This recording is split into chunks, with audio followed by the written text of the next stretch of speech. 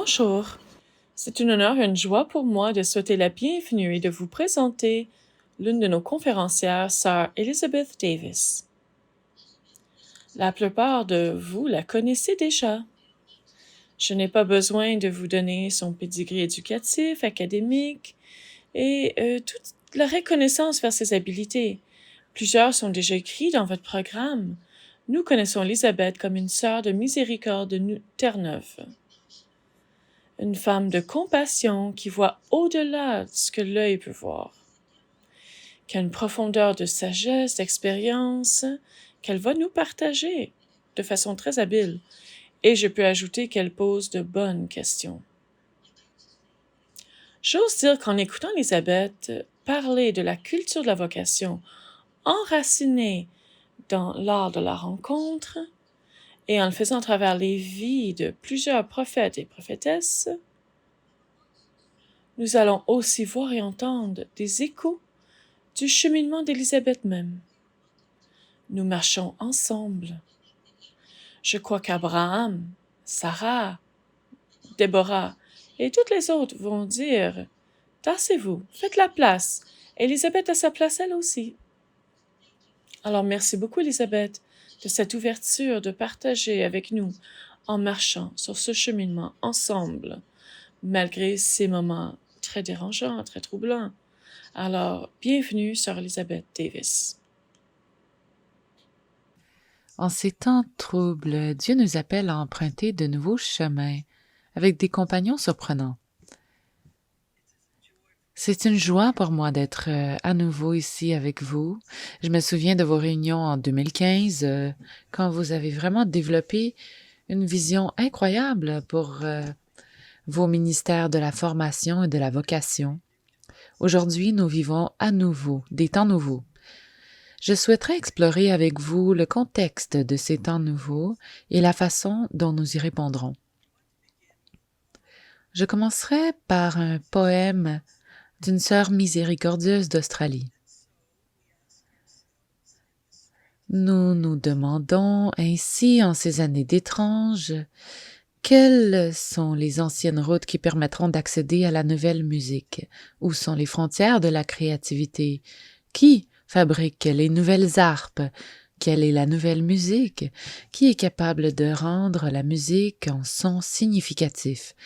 Pourquoi, qui et où jouons-nous la complainte? Pourquoi, qui et où jouons-nous les chants de joie? Pourquoi, qui et où jouons-nous les berceuses? De quoi nous souvenons-nous? Qu'oublions-nous? De quoi devons-nous nous souvenir? Que ne pouvons-nous pas nous permettre d'oublier? Où est la bénédiction? Où est l'espoir? Où est la nouvelle musique? Où est la nouvelle musique? Dans mon exposé d'aujourd'hui, je vais parler brièvement du contexte dans lequel se déroule notre travail et passer pas mal de temps à parler de l'impact du synode sur la synodalité, de l'impact, je l'espère, aussi sur notre Église. Je vais utiliser quelques ancêtres bibliques et leur appel et leur invitation à cet appel. À partir d'eux, je développerai quelques thèmes clés et en mettant tout cela ensemble, je déterminerai comment nous pourrons remodeler une culture des vocations à notre époque. Nous savons que dans notre monde d'aujourd'hui, on assiste à une diminution continue de la pratique religieuse parmi les croyants au Canada. À l'heure actuelle, on en est à moins de 5% et COVID n'a rien arrangé à la situation. Au contraire, la tendance s'est exacerbée.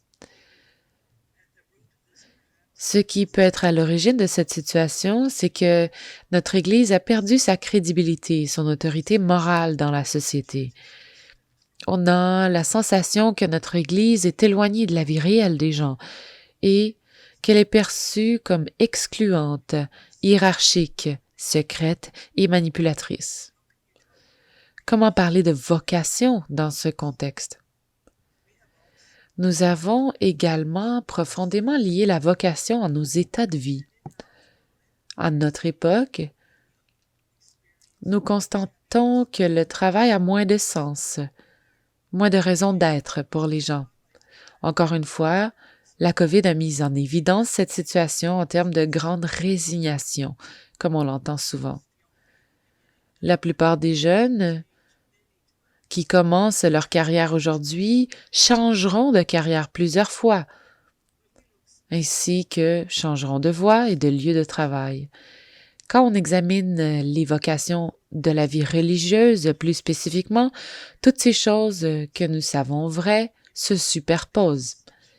Nous avons par exemple l'impact des allégations d'abus sexuels commis contre des religieuses, par des religieux, par des religieuses et des prêtres, et les abus physiques et sexuels ont des victimes parmi les peuples autochtones, avec l'histoire des pensionnats autochtones dans ce pays. Et certains des droits inaliénables des Canadiens semblent être contredits par les positions de l'Église catholique. Par exemple, en tant que femme dans l'Église, notre accès au ministère ordonné, au droit à l'avortement ou à l'aide médicale à mourir, ou encore la reconnaissance de la diversité de l'orientation du genre, ne sont pas exprimés de la même façon. On sait également qu'au Canada, dans l'ensemble du pays, le taux de natalité continue de baisser et il y a une forte résistance à tout engagement religieux stable. Tous ces points ont tous été soulignés très récemment dans un document que la Conférence religieuse canadienne a apporté à Rome, à la cellule d'ECHO, pour leur parler de l'état de la vie religieuse au Canada. Ce rapport parle aussi de l'avenir des vocations au Canada et souligne certaines réalités brutales. Dans ce pays, il semble presque difficile, voire impossible, d'ajouter de nouveaux membres à cause des fossés intergénérationnels et culturels qui existent dans l'ensemble de la société. Les nouveaux membres qui rejoignent les instituts religieux de ce pays viennent souvent d'autres pays ou d'autres cultures. Et ça pose des problèmes d'intégration. Les nouveaux religieux qui entrent dans la vie religieuse sont généralement plus jeunes, mais pas toujours. Ils ne sont certainement pas préparés à cet âge à des rôles de direction. Les congrégations qui accueillent des jeunes ou des nouveaux venus sont confrontés à des défis considérables. Comment soutenir l'accompagnement et la formation à la responsabilité vocationnelle? Les jeunes générations de personnes qui entrent dans la vie religieuse ne voient pas souvent l'engagement social de la même manière que les religieux plus âgés depuis Vatican II.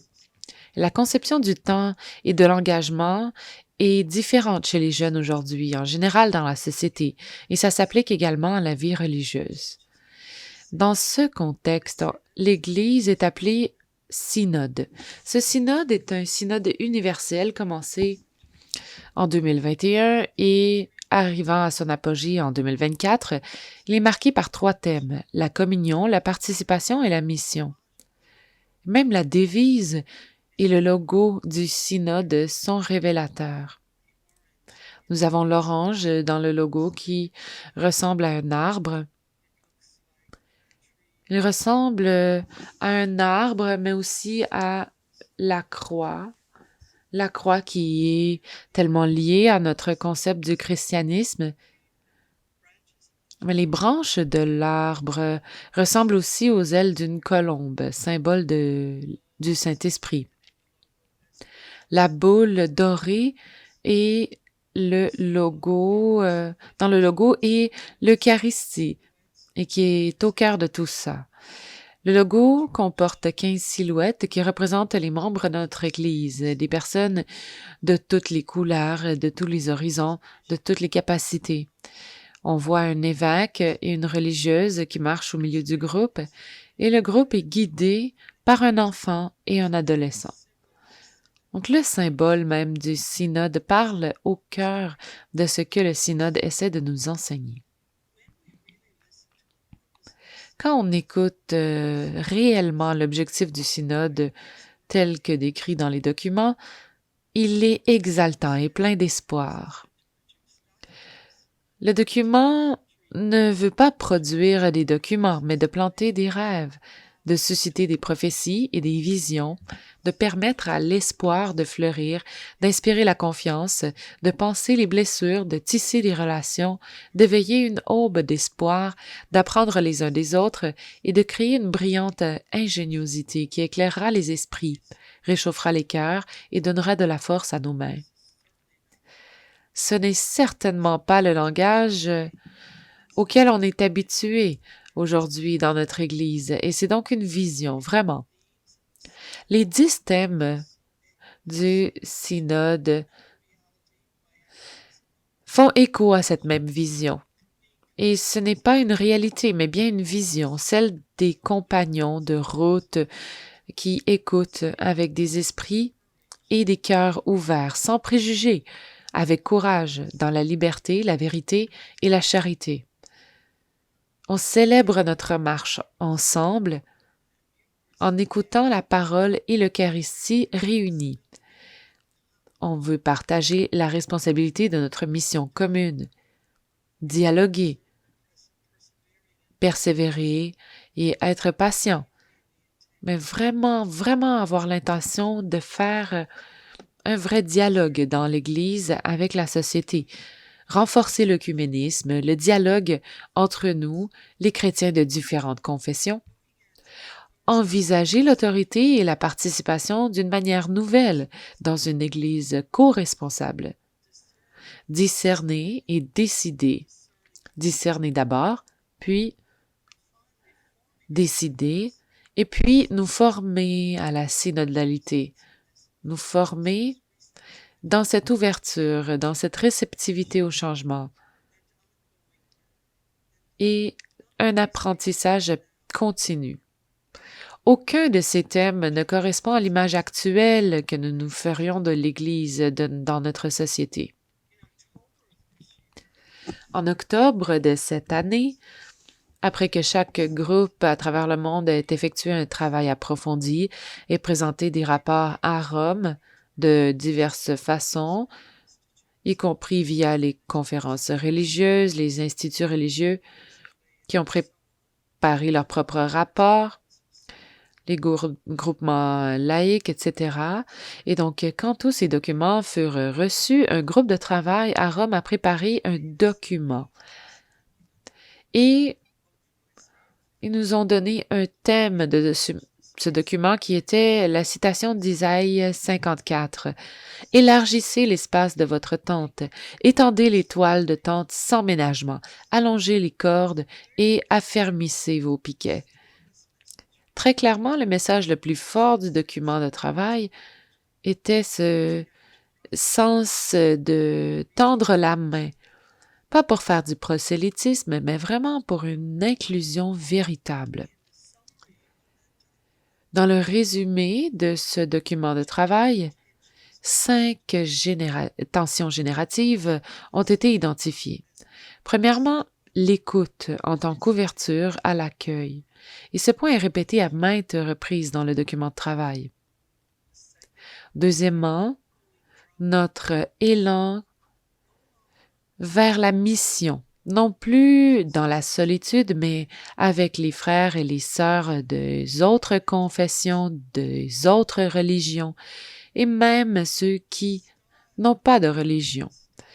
Un style d'être, un style de mission basé sur la participation, la co-responsabilité, qui découle de notre appel universel à la sainteté par le baptême.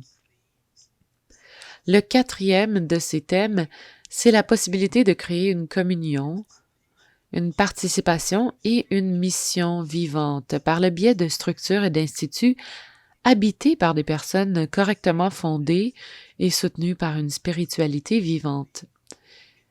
Nous croyons sincèrement que nous pouvons créer, recréer et remodeler ces structures et ces institutions. Et le 5e thème revenait toujours à la liturgie, en particulier à la liturgie eucharistique, en particulier reliée à la parole et à la table réunie. Voilà les 5 grands thèmes. Et ce que je vais faire pour vous donner une idée plus précise de ce dont parle ce document de travail, et je vous encourage d'ailleurs à le lire, car vous auriez une idée très globale de l'origine de ces mots, ce sont les mots que vous verrez dans ce document de travail. Le message général et tout ce que je vais dire dans les prochains instants est tiré du document de travail. C'est le chemin de conversion vers une Église synodale qui apprend à écouter comment renouveler sa mission d'évangélisation à la lumière des signes des temps pour continuer à offrir à l'humanité une manière d'être et de vivre dans laquelle tous peuvent se sentir inclus en tant que protagonistes. Sur ce chemin, la lumière de nos pas est la parole de Dieu qui offre la lumière avec laquelle relire, interpréter et exprimer l'expérience vécue. Encore une fois, ça fait écho à ce que je viens de nommer par rapport aux 5 thèmes. Voici les mots du document. Transparence, responsabilité, co-responsabilité, le sentiment de sortir d'un exil collectif, l'accueil, la diversité, un lieu de grâce et de transfiguration, inclusion radicale, appartenance partagée, hospitalité profonde, conversion des attitudes et des structures, accomplissement pastoral, périphérie comme lieu où résonne un appel à la conversion, persistance d'obstacles structurels, faible présence, et c'est le langage qu'ils utilisent, faible présence de la voix des jeunes, notre incapacité à accompagner les personnes handicapées. Ils ont nommé les groupes exclus. Voici comment ils les ont nommés. Les plus pauvres, les solitaires, les personnes âgées, les peuples autochtones, les migrants sans affiliation qui mènent une existence précaire, les enfants des rues, les alcooliques, les toxicomanes, ceux qui sont tombés dans les circuits de la criminalité, et ceux pour qui la prostitution semble être leur seule chance de survie, les victimes de la traite, les survivants d'abus, les prisonniers, les groupes qui souffrent de discrimination et de violence en raison de leur race, de leur appartenance ethnique, de leur sexe, de leur culture et de leur sexualité. Et le document dit ensuite, de manière très poignante, que toutes les personnes avec des visages et des noms appellent à la solidarité, au dialogue, à l'accomplissement et à l'accueil. Le document parle d'entendre le cri des pauvres et de la terre et de l'interconnexion entre les deux.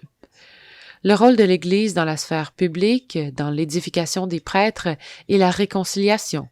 Une formation ciblée qui accroît notre confiance, notre capacité et notre motivation pour le dialogue œcuménique et interreligieux. La mission de proclamer l'Évangile dans des contextes culturels spécifiques et par conséquent une approche interculturelle plus significative. Dans le dialogue, encore une fois avec les peuples autochtones, reconnaître la profondeur et la richesse de leur spiritualité, de leur culture et de leur sagesse. Débarrasser l'Église du cléricalisme en établissant une nouvelle culture avec de nouvelles pratiques et structures. Le document aborde longuement le domaine critique et urgent du rôle des femmes et de leur vocation. Les femmes demandent à l'Église d'être leur allié, d'être un lieu d'épanouissement, de participation active et d'appartenance saine pour elles.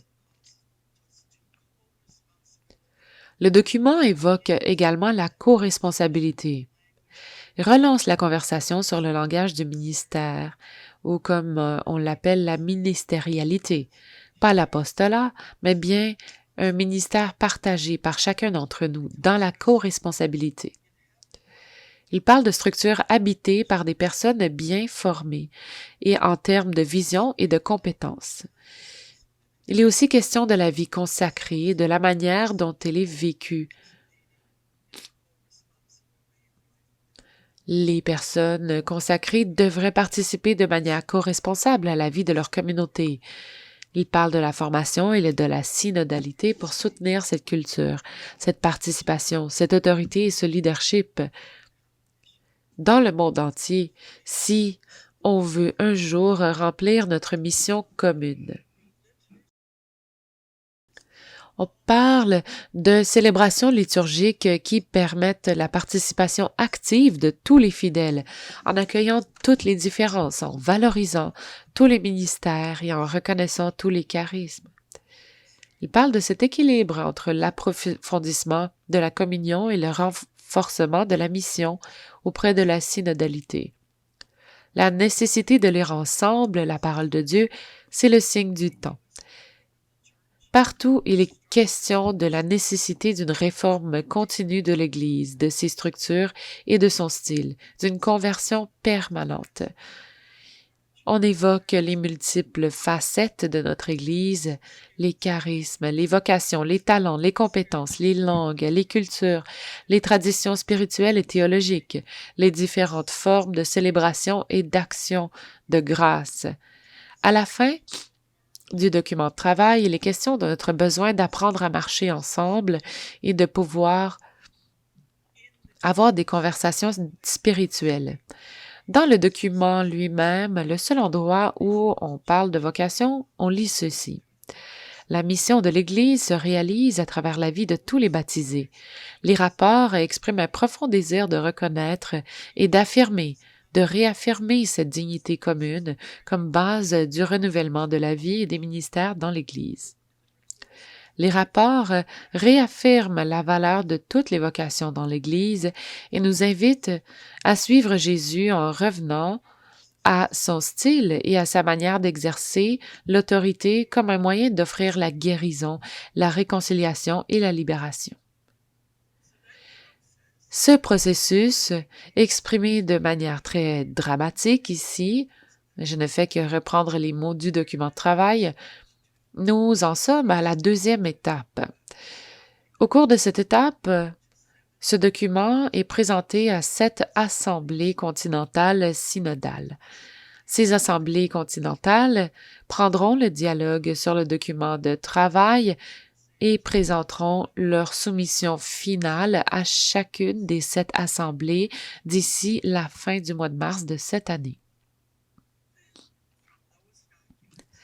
À partir de ces documents, on élaborera le nouvel instrument.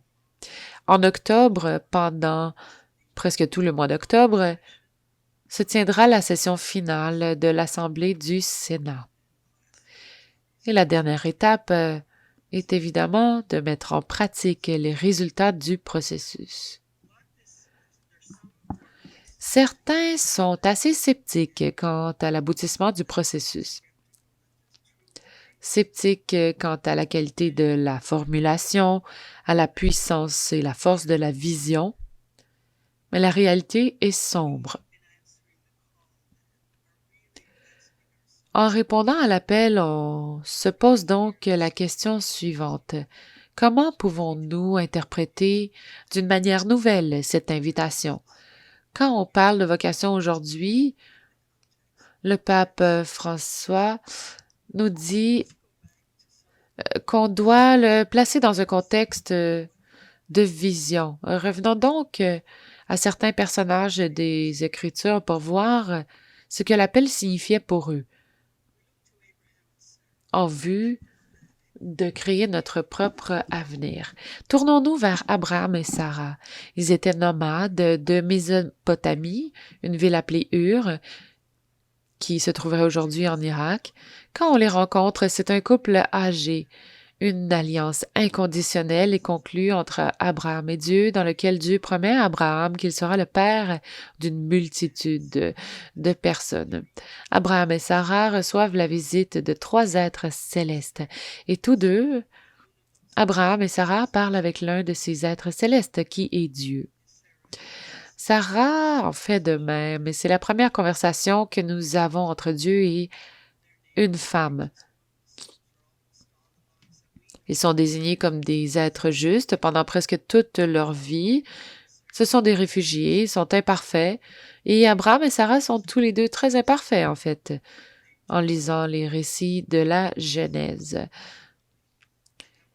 Ils font cependant confiance à l'impossible, mais pas totalement. Ils ont des doutes et trouvent chacun des moyens différents de les vivre. Mais en fin de compte, ils font confiance à l'impossible. Au milieu du livre de la Genèse, leurs deux noms, changent pour indiquer qu'ils se voient différemment maintenant dans leur relation avec Dieu. Ils vivent très longtemps et Abraham devient le père de 3 grandes religions mondiales, le judaïsme, le christianisme et l'islam. Si vous lisez les Écritures hébraïques, l'Ancien Testament ou le Coran, vous rencontrerez Abraham et Sarah. Quand on regarde du côté de Moïse et Myriam, on a un couple, mais aussi un frère et une sœur. Ils sont tous deux à la tête d'un peuple. À cette époque de l'histoire des peuples, on commence tout juste à former son identité. Myriam, plus âgée, protège son petit frère et le nourrisson Moïse quand il est menacé. Moïse est imparfait, hésitant quant à sa capacité de diriger un peuple, et pourtant, Dieu persiste à appeler Moïse. Dieu se souvient du peuple, comme l'exprime le livre de l'Exode. Moïse et Myriam commettent tous deux des erreurs graves. Myriam conduit les femmes dans la danse de la liberté après qu'elles traversent la mer des roseaux. Moïse conduit le peuple dans le désert sauvage et à cause de ses défauts, il n'entre pas dans la terre promise. Myriam est associée à l'eau. Le puits de Myriam, nous dit la tradition, mais pas dans les Écritures, que le puits de Myriam suit le peuple dans ses pérégrinations à travers le désert. Et elle est vraiment associée à l'eau dans les Écritures, alors que Moïse est considéré comme l'un des plus grands dirigeants du peuple d'Israël. Déborah est juge et prophète. Elle jugeait depuis son siège situé devant un palmier, entre les 2 tribus d'Éphraïm et de Benjamin, entre Béthel et Rama. En fait, entre ce qui serait le nord d'Israël et le sud. Elle est le 4e juge du livre des juges et la seule femme. Elle est appelée prophète. Et on nous dit qu'elle est une femme de Lapidoth. On ne sait pas ce que ça veut dire. Est-elle la femme de Lapidoth ou est-ce que c'est un endroit d'où elle vient? Ou est-ce que ça signifie ardent? Ou peut-être les 3. Elle envoie le général Barak combattre l'un des rois des Cananéens qui menace le peuple d'Israël. Il n'accepte pas de le faire que si elle l'accompagne.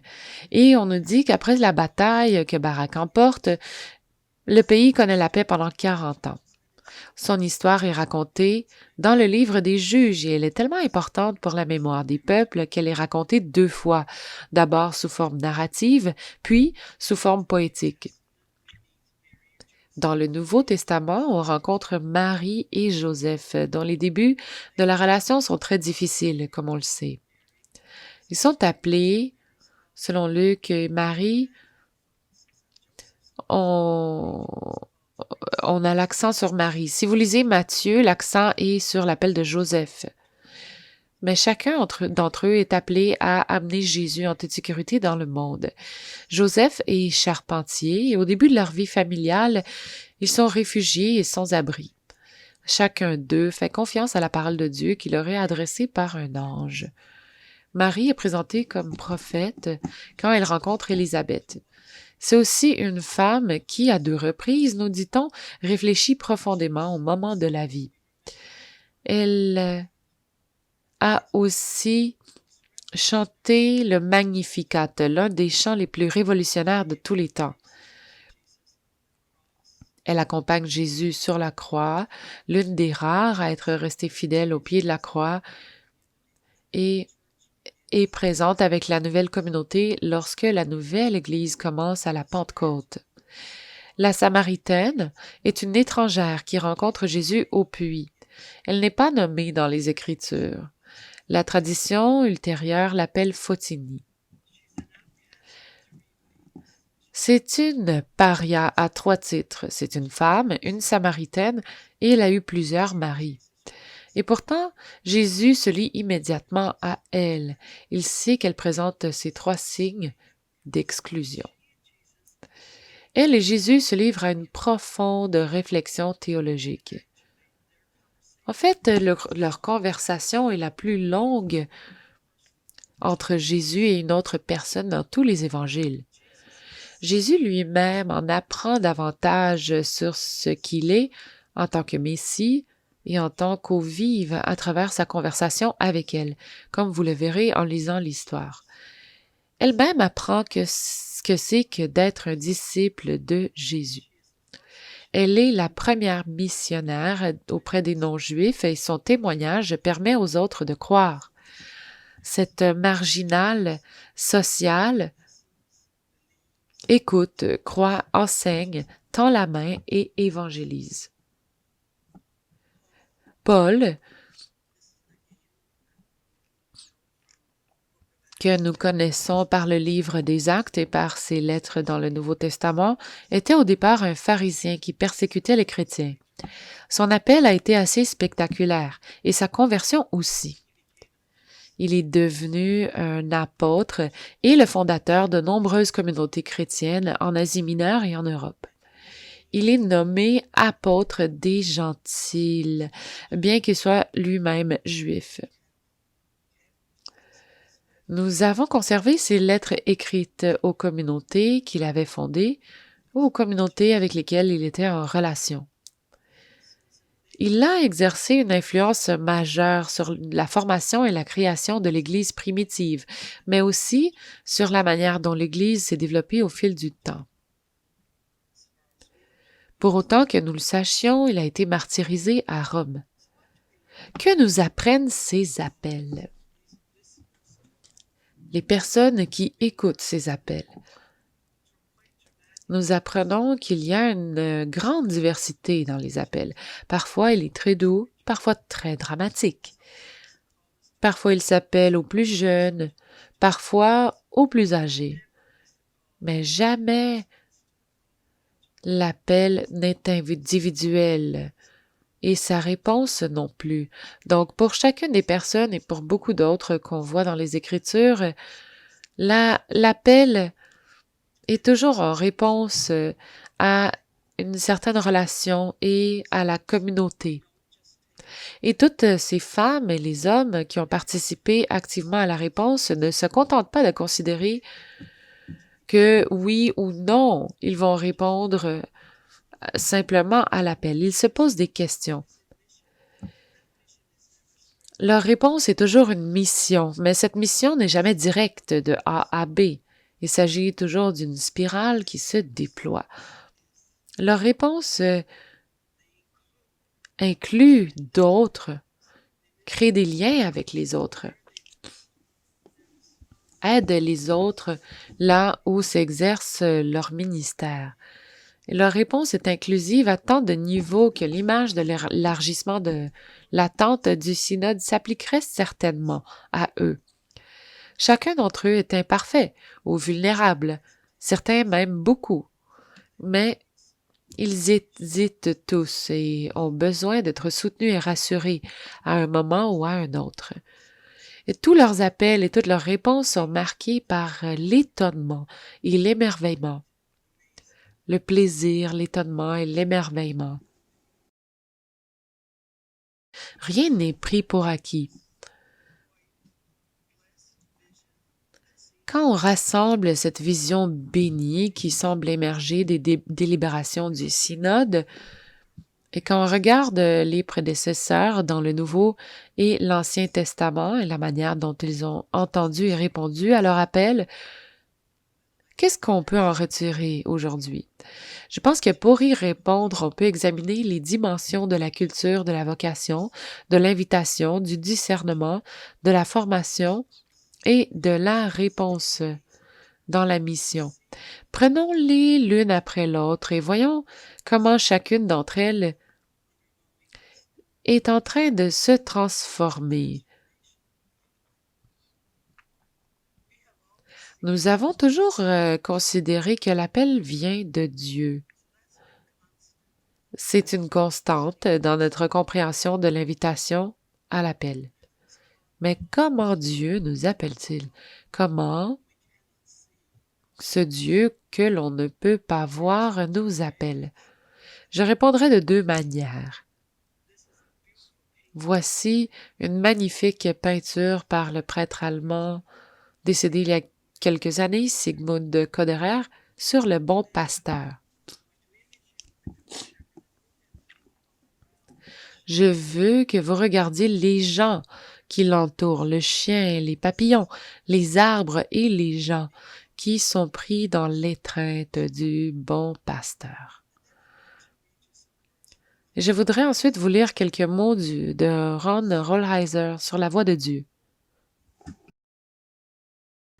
La voix de Dieu est reconnue à la fois dans les chuchotements et dans les mots doux, même si elle est reconnue dans le tonnerre et dans la tempête. La voix de Dieu est reconnue partout où on voit la vie, la joie, la santé, la couleur et l'humour, tout comme elle est reconnue partout où on voit la mort, la souffrance, la pauvreté et un esprit abattu. La voix de Dieu est reconnue dans ce qui nous appelle au plus élevé et nous met à part, nous invite à la sainteté, tout comme elle reconnaît en nous l'humilité, l'immersion dans l'humanité et dans ce qui refuse de dénigrer l'humanité. La voix de Dieu est reconnue dans ce qui apparaît dans nos vies comme étrangers, comme autres, même si elle est reconnue dans la voix qui nous invite à rentrer à la maison. La voix de Dieu est celle qui nous met le plus au défi et à l'épreuve, même si elle est la seule à nous apaiser et à nous réconforter en fin de compte. La voix de Dieu entre dans nos vies comme la plus grande de toutes les puissances, même si elle reste toujours vulnérable, comme un enfant sans défense dans la paille. La voix de Dieu se fait toujours entendre de manière privilégiée chez les pauvres, même si elle nous fait signe par la voix de l'artiste et de l'intellectuel. La voix de Dieu nous invite toujours à vivre au-delà de la peur, même si elle nous inspire une sainte crainte. La voix de Dieu se fait entendre dans les dons du Saint-Esprit, même s'il nous invite à ne jamais nier la complexité de notre monde et de notre propre vie. La voix de Dieu se fait toujours entendre là où il y a une joie et une gratitude authentiques, même si elle nous demande de nous renier, de mourir à nous-mêmes et de relativiser librement toutes les choses de ce monde.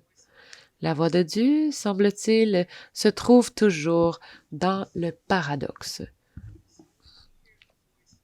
Quand nous entendons la voix de Dieu nous appeler, c'est la voix de Dieu que l'on entend. Mais la voix de Dieu, cet appel, cette invitation, l'invocation ne viennent pas seulement de Dieu. Et c'est la nouveauté de notre réflexion d'aujourd'hui. L'appel, l'invitation vient aussi de la terre. Ce que Len Wainwright, spécialiste des Écritures, appelle l'habitat, notre maison commune. L'invitation vient aussi des exclus, des vulnérables, des exilés, des marginalisés, des personnes en danger, des pauvres et de tous les humains dans leur diversité. Donc de Dieu, certes, mais aussi de la terre et des humains. Examinons ces deux derniers points. Leonardo Boff, qui nous a donné cette phrase, « Le cri de la terre et le cri des pauvres », notre cri que le pape Francis aime tant et qu'on cite souvent, dit ceci: « Les êtres humains doivent se sentir fils et filles avec l'arc-en-ciel. » Ceux qui traduisent cette alliance divine avec tous les êtres existants et vivants, avec de nouvelles relations de bonté, de compassion, de solidarité cosmique et de profonde révérence pour le mystère en chacun. Ce n'est qu'à cette condition qu'il y aura intégration intégrale, libération intégrale de l'être humain et de la terre. Et plutôt que le cri des pauvres et le cri de la terre, il y aura une célébration commune des êtres humains, rachetés et libérés dans notre propre maison, sur notre bonne, grande et généreuse terre-mère. L'invitation est à l'inclusion radicale. J'ai vu un jour ce panneau. Et si seulement nous pourrions le vivre. Bienvenue, toutes les tailles, toutes les couleurs, tous les âges, toutes les cultures, tous les sexes, toutes les croyances, toutes les religions, tous les types et toutes les personnes seront en sécurité ici. C'est l'inclusion radicale que vous verrez et entendrez dans le document de travail du Sénat et qui deviendra, j'espère, la substance de la vision synodale. On ne peut oublier que dans notre propre Église, il y a des gens qui cherchent et qui l'habitent. Le philosophe Charles Taylor de McGill parle de ces disjonctions parmi nous. Une partie de l'inclusion consiste à reconnaître ces disjonctions et à inclure toutes ces visions. Les chercheurs souhaitent réaliser leur vie selon de nouvelles modalités fondées sur la foi, alors que les habitants ont l'impression que leur tradition religieuse est clairement définie. Les chercheurs veulent apporter un sens de responsabilité personnelle à la foi, alors que, pour les habitants, l'autorité juridictionnelle est toujours la source de l'obéissance. Les chercheurs considèrent que les pratiques éthiques et morales sont humaines et faillibles, alors que les personnes qui restent croient qu'il existe une vérité et une moralité abstraite et immuable. Les chercheurs ont une spiritualité ouverte en l'enrichissement par les expériences et les spiritualités de nombreuses cultures et civilisations, alors que les habitants croient en la complétude de leur propre tradition religieuse. La plupart d'entre nous se situent probablement sur un spectre entre les deux, mais il est certain que la nouvelle vision à laquelle le processus du synode semble appeler nous rapproche davantage de l'extrémité des chercheurs. Le mouvement Laudato Si est l'un des processus dynamiques les plus précieux aujourd'hui. Ce mouvement est basé sur Laudato Si, qui repose sur la conviction que le cri des pauvres et le cri de la terre ne font qu'un.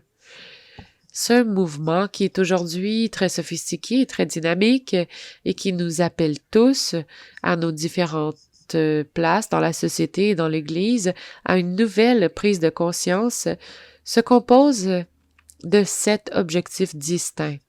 La réponse au cri de la terre, la réponse au cri des pauvres,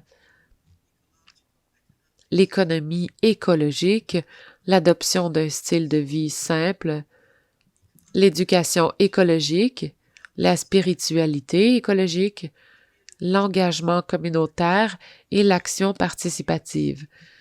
Vous pourriez voir dans cet ensemble d'objectifs les thèmes qui étaient si dominants dans le document de travail cité précédemment.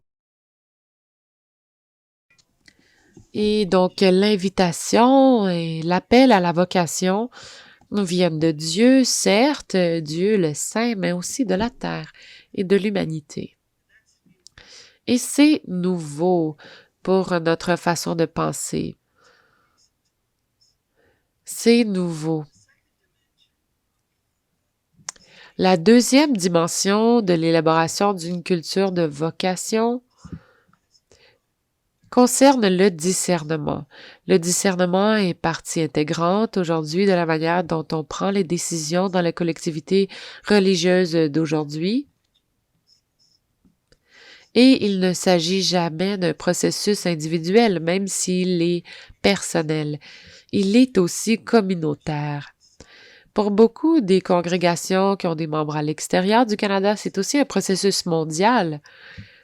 Le discernement n'est jamais linéaire. Il ne se produit jamais à un instant précis. C'est toujours itératif et il y a toujours une spirale qui se déploie. Il n'y a jamais un moment de certitude qui survient dans votre vie et à partir duquel tout est clair. C'est un processus continu qui se poursuit jusqu'à ce que nous fassions nos premiers pas dans la vie éternelle. L'une des réalités du discernement aujourd'hui et de la nouvelle pensée qu'on voit émerger au synode, c'est que la vocation est liée aux 4 états de la vie, à travers le prisme du mariage ou du célibat, du prêtre ou du religieux, de la femme et de l'homme. Et ce cloisonnement devient de moins en moins important. L'appel universel à la sainteté, tel que nommé par le Concile du Vatican, est beaucoup plus important, tel que le pape François le reformule à notre époque. La reconnaissance que chacun d'entre nous a un rôle dans la vie. Chacun d'entre nous est appelé à être un disciple. Ce que le sermon nous amène également à faire en termes d'appel à la vocation, c'est qu'il ne s'agit pas seulement de notre talent, mais aussi de nos faiblesses. Et j'aimerais m'attarder là-dessus un instant, parce que c'est un changement dans notre pensée. Vous voyez l'image d'un Inukshuk. L'Inukshuk nous vient des Inuits du nord du Canada et de l'Alaska. Et les Inuits étaient nomades jusqu'à ce que nous les forcions à vivre en communauté. Ils se déplaçaient dans un paysage stérile où il n'y avait pas grand-chose que des rochers. Ils n'avaient pas d'autres moyens de communication.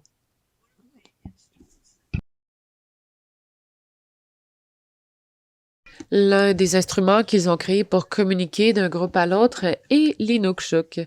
En Inuktitut,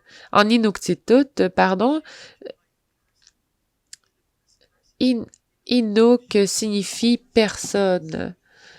Et donc, vous voyez bien que l'Inukshuk ressemble à une personne.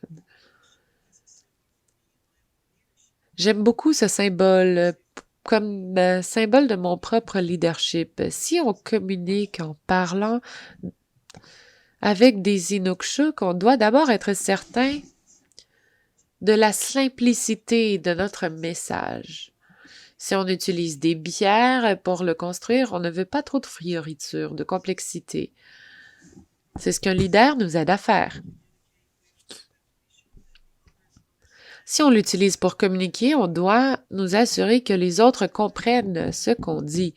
Et donc, c'est important de développer un dialogue et une compréhension commune. Si on veut l'utiliser comme moyen de communication, on doit savoir que pour construire un Inukshuk, on ne peut être seul. Ces pierres sont tellement lourdes que personne ne peut construire un Inukshuk seul. Et ce qu'on sait de ces structures, c'est qu'ils sont toujours orientés. Ce sont toujours les bras qui pointent vers l'extérieur. Pour celui qui connaît la langue, on dit « il y a de grands poissons dans l'étang » ou encore « les caribous sont partis par là » ou encore « on a enterré ici de la nourriture ». S'il y a un trou dans l'Inukshuk au milieu, si vous regardez par le trou, vous verrez l'Inukshuk suivant et vous saurez alors dans quelle direction vous dirigez. Je pense que c'est vraiment le but de la mission. C'est un bon symbole pour être des disciples missionnaires. Et j'utilise cette image d'un point de vue très privilégié. J'ai travaillé sur une mission mondiale au début des années 2000 dans Terre-Neuve et Labrador, et on s'est penché sur notre perception de nous-mêmes. Nous avons visité Nine, la communauté la plus septentrionale de Terre-Neuve et Labrador, qui se situe au nord du Labrador et est peuplée surtout d'Inuits. On peut seulement y accéder en traîneau à chien en hiver ou encore en avion ou en bateau en l'été. Nous sommes arrivés en avion, avons tenu nos réunions et le brouillard s'est abattu sur nous. Comme on ne pouvait partir, on a passé le temps à parler aux différents membres de la communauté. J'ai parlé à un jeune homme, un adolescent, qui n'était manifestement pas heureux d'être coincé avec moi, et je lui ai dit que je n'étais pas Inuit. Il a levé, bon, fait un air ennuyé, mais je lui ai dit que j'étais convaincue du pouvoir de Ninukshuk. Et ce garçon, qui ne voulait que se débarrasser de moi, a changé ma vie en une simple phrase. Il m'a dit, s'il y a une chose que tu dois savoir à propos de l'Inukshuk, c'est on ne peut le construire qu'avec des pierres cassées. Pour la première fois, j'ai compris que mon caractère brisé, ma vulnérabilité était important. Comme nous avons vu les défauts d'Abraham et de Sarah, de Myriam et de Moïse, la Samaritaine et Paul, on voit que nous possédons tous nos faiblesses, tout comme nos dons. J'ai compris ce que Paul voulait dire dans sa deuxième lettre aux Corinthiens. Dieu a dit, « Ma grâce te suffit, car la puissance s'accomplit dans la faiblesse. » Je me réjouis d'autant plus de mes faiblesses que la puissance du Christ habite en moi. La tradition bouddhiste fait aussi écho à ce concept en disant « La compassion n'est pas une relation entre le guérisseur et un blessé, c'est une relation entre égaux. Ce n'est que lorsque nous connaissons bien notre propre noirceur que nous pouvons être présents à l'obscurité des autres. La compassion devient réelle lorsque nous reconnaissons notre humanité commune. Et dans l'invitation à la vocation, il est important de reconnaître notre humanité partagée, reconnaître nos dons et nos faiblesses. La formation, le troisième des 4 éléments de la culture de la vocation, a une toute nouvelle signification aujourd'hui. Dans le document de travail, le mot formation revient sans cesse. On le sait, dans notre Église et dans nos institutions religieuses, cette vision du synode n'est certainement pas vivante. Cette vision du synode ne correspond pas à la façon dont nous avons été formés pour la plupart. Cette capacité de marcher ensemble dans l'accueil et l'inclusion n'est certainement pas bien vivante parmi nous. Et je n'en dirai pas plus si ce n'est que la formation doit être personnelle, communautaire et mondiale. En lisant le document de travail, vous verrez les nouveaux domaines, la nouvelle vision de la formation qui doit être active dans tout travail autour de la réponse du ministère et de la vocation. Et finalement, le 4e élément, la réponse. En quelque temps, je me suis appuyée sur le travail d'un jésuite, Howard Gray, pour voir dans la parabole du bon samaritain un modèle d'une mission. Chacun d'entre nous connaît l'histoire du bon samaritain.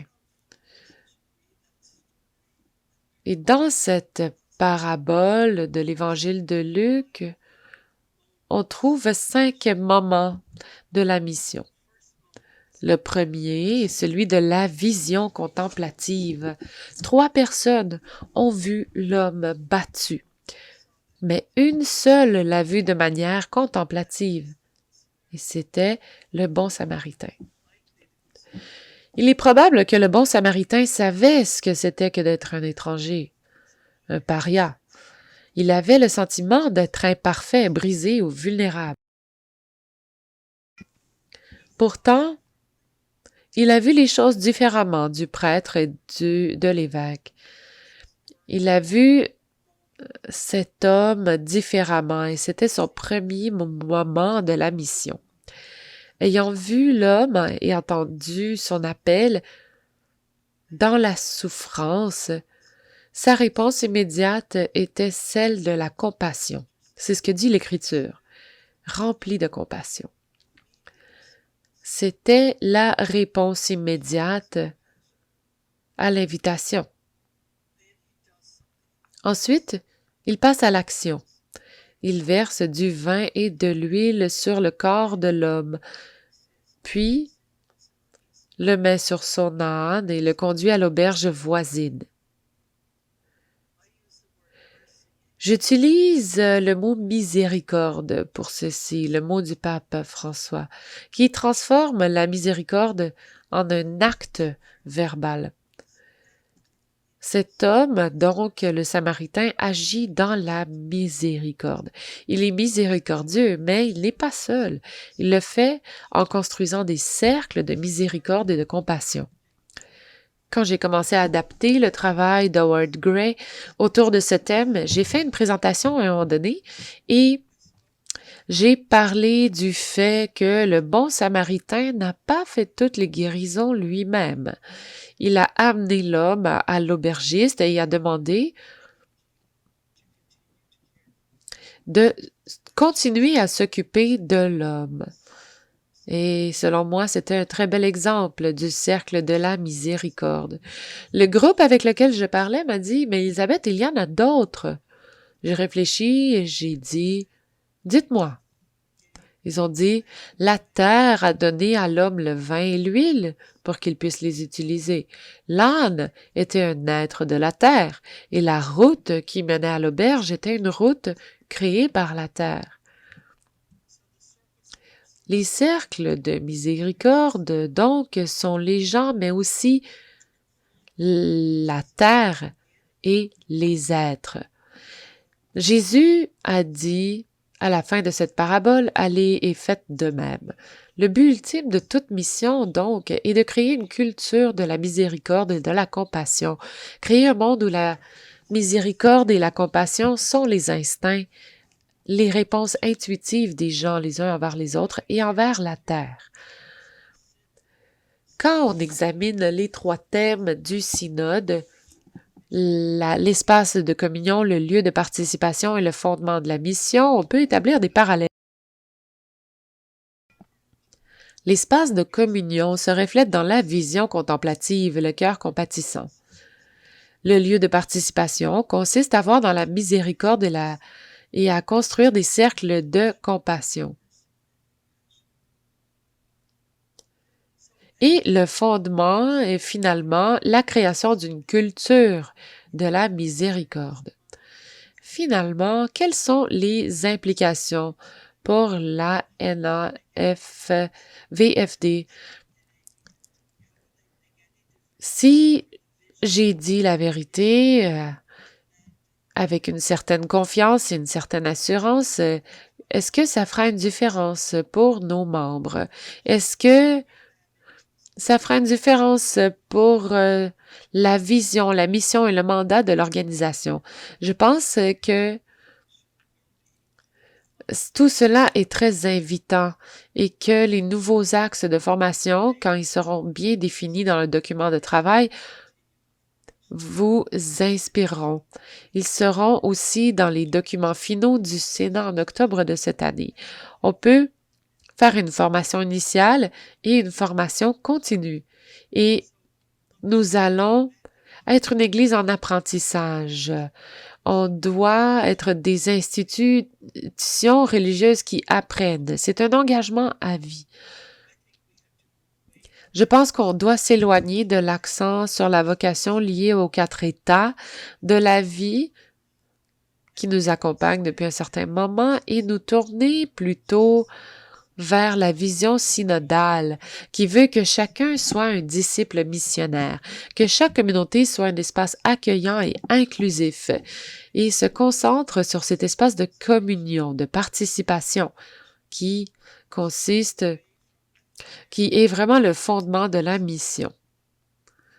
On doit s'éloigner de cette approche très compartimentée, qu'on soit marié ou célibataire, religieux ou prêtre, et qu'on s'oriente plutôt vers la nouvelle façon d'être un disciple missionnaire. À ce stade de notre histoire de la vie religieuse, l'accompagnement vocationnel est absolument impératif et il est en train de changer. On est moins nombreux, mais De nombreuses congrégations continuent d'accueillir des femmes de plus en plus jeunes. Comment donc nous assurer qu'on a des compagnons compétentes, créatives et énergiques pour cet accomplissement vocationnel? Comment nous assurer que les personnes impliquées dans la formation et la pastorale des vocations sont à la fois formées et soutenues dans cette pastorale à la lumière du parcours synodal? Encore une fois, ce sont de bonnes et importantes questions pour notre équipe. En tant qu'organisation, vos membres doivent se concentrer sur la façon de réimaginer ensemble le ministère de la formation et de la vocation dans ce nouveau cadre de l'Église qui obtient un engagement mondial. Y a-t-il de l'espoir? Je pense qu'il y en a beaucoup. Et j'aimerais terminer cet exposé par un poème que vous avez probablement déjà entendu, mais que nous entendrons peut-être à nouveau d'une nouvelle manière ici. Dieu est assis et pleure. La belle tapisserie de la création qu'il a tissée avec tant de joie est mutilée, déchirée, réduite en lambeaux, sa beauté fragmentée par la force. Dieu est assis et pleure.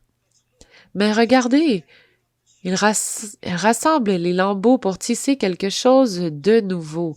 Elle rassemble les lambeaux de travail acharné, les tentatives de plaidoyer, les initiatives de paix, les protestations contre l'injustice, les paroles et tous les actes apparemment petits et faibles offerts de manière sacrificielle dans l'espoir, la foi et l'amour. Regardez, elle les tisse tous avec des fils d'or de jubilation en une nouvelle tapisserie, une création plus riche, plus belle qu'elle ne l'était. Et elle nous invite non seulement à continuer à lui offrir ces chiffons de notre souffrance et de notre travail, mais plus encore à prendre place à ses côtés sur le métier à tisser du jubilé et à tisser avec elle la tapisserie de la nouvelle création. Le synode nous appelle à marcher ensemble pour tisser avec notre Dieu la tapisserie de la nouvelle création. Je vous remercie.